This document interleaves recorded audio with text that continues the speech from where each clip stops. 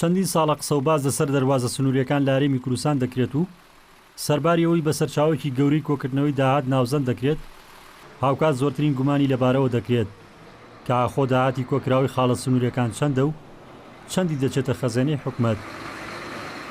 ڕێکخراوێکی ناحکومی لە هەرێمی کوردستان بە هاوکاری دامەزراوەیەکی ئەمریکی لە چوارچێوەی پرۆژەیەکی بنکۆڵکاریدا چەند ساڵێک بەدادەچوونیان بۆ پرسە کردووە.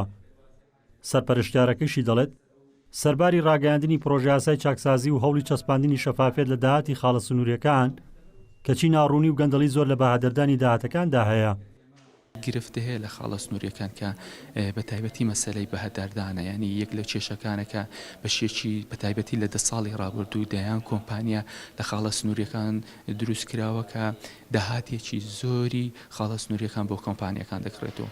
هەروەها مامەڵەی دوو ئیدارەیی لەگەڵ دەروازە سنووریەکان بەداخۆیان بە مەبەستی زیاترکردنی داهات و نوێشتنی قاچاغ چەندین جا بڕیاری چاکسازی لە خاڵە سنووریەکان دراوە، بەڵام بە بڕای چاودێران یەکێتی و پارتی هاوشێوەی زۆربەی سێکتەرەکانی دیکە خۆرخێ و بابەتەیان کردو و بەشی بەرچاوی داهاتەکان بۆ خۆیان و حیزبەکانیان دەبەن.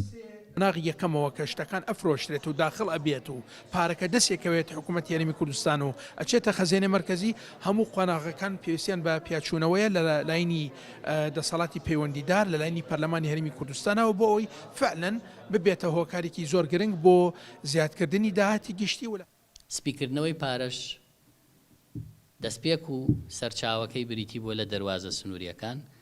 ئەندامێکی پەرلەمانی عێراق ئاشکرای دەکات دوای ڕێکەوتنە کاتێکەی هەرێم و ناوەند لەسەر هەناردەی نەوتی هەرێم لە ڕێگەی سۆمەوە، حکومەت عێراق دێتە سەر داهاتی نانەوتی هەرێم کە خۆی لە داهاتی خاڵە سنووریەکاندا دەبینێتەوە. داخەوە خاڵە سنووریەکان دەروازەیەکی گەندەڵی و ناشەفافیەت و کۆمپانیای حیزبی و پشکێنە و بەشبەشێنەیە کە ئەمە تا ئێستا چارەسەر نەکراوە. لە دەروازە سنووریەکانە بە 20 ڕێگای جۆرا و جۆر پارە لە خەڵک وەرەگیرێ، لە کۆمپانیا و لە داخڵکردنی مەواد وەرەگیرێ، لە هاتوچۆی هاوڵاتیان وەرەگیرێ. هەموو ئەمانە سەرچاوی گەندەڵین. لە هەرێمی کوردستان 20 دەروازەی سنووری ڕسمی و ناڕسمی هەنوو بە پێی خەمڵاندەکان داهاتی مانگانەیان 200 بۆ 300 میلیارد دینارە و حکومەت عێراق تەنها 4 دەروازەی بە فەرمی ناساندووە. ڕزگار جەبار کێنێن سلێمانی.